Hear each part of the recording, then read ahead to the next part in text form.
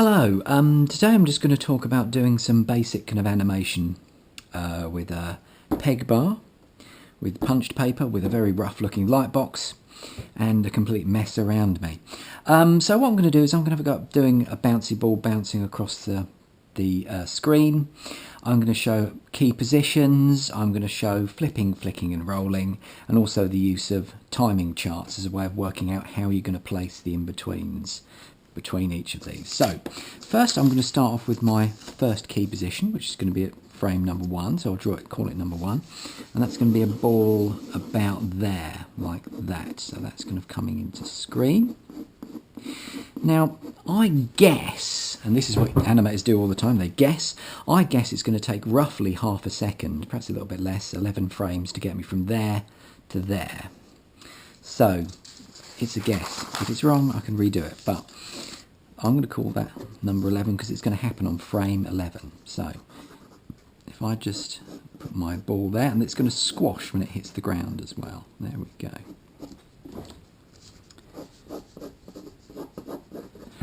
And again, I think it's going to take about another 11 or so frames to get me up to there, to the point where it bounces out of screen.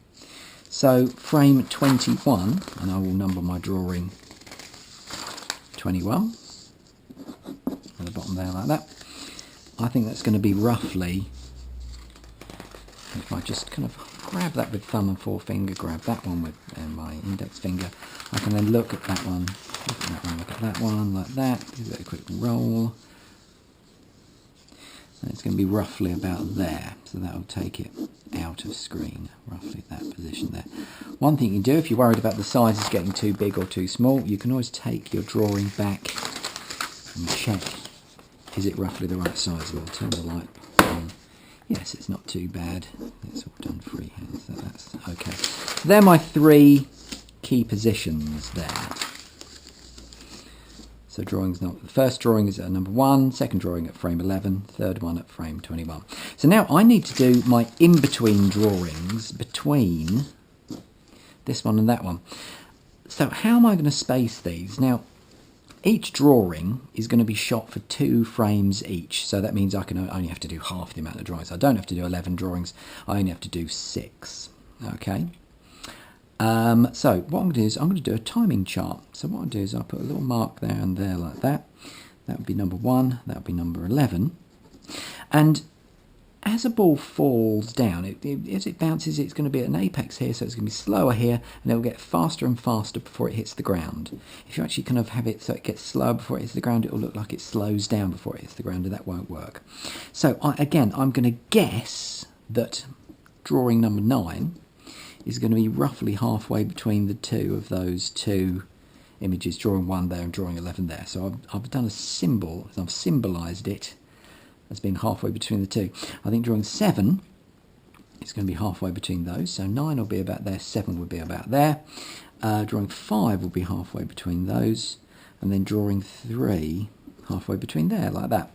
So again, it's called a timing chart. It's there as a little indicator to me about where I'm going to do my in-between drawings, and it means I don't have to keep all that stuff in my head anymore. I can just concentrate on the drawing bit.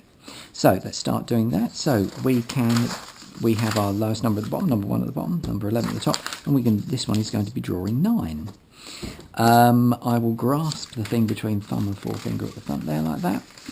And we've got a rough trajectory going in a bit of an arc like that. So I think drawing 9 halfway between those 2 is going to be about there, like that. Okay.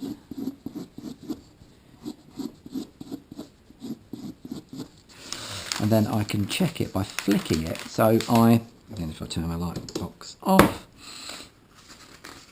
look at that one, look at the top one, look at the bottom, middle one.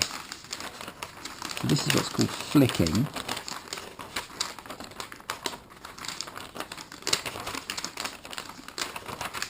So I look at that one, I look at this one, I look at that one, like that.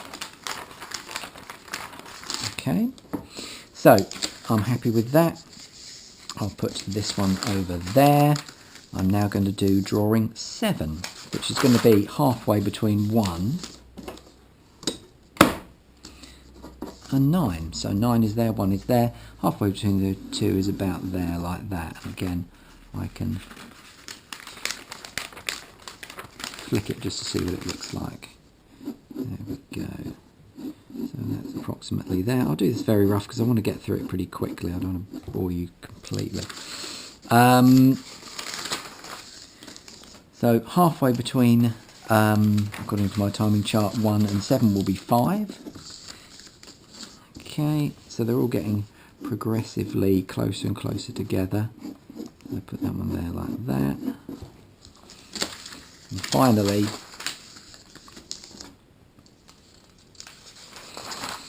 drawing 3 will be halfway between 1 and 5, like that.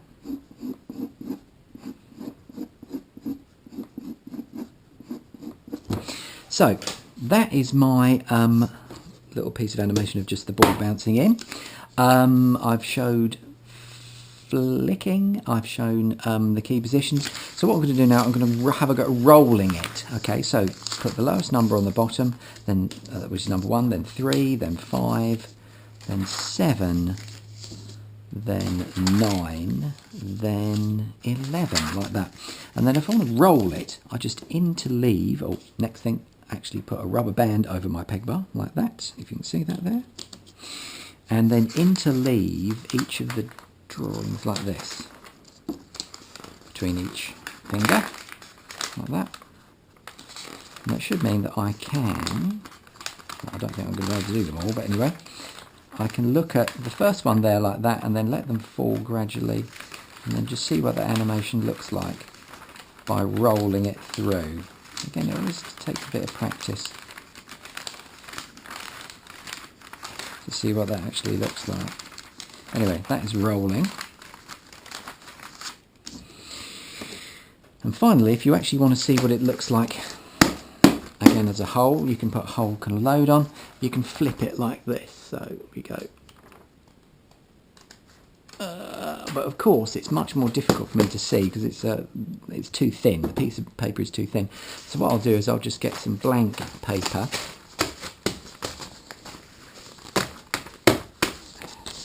Stick it on the top here like that. And hopefully I should be able to flip the thing through one drawing at a time like that. Okay.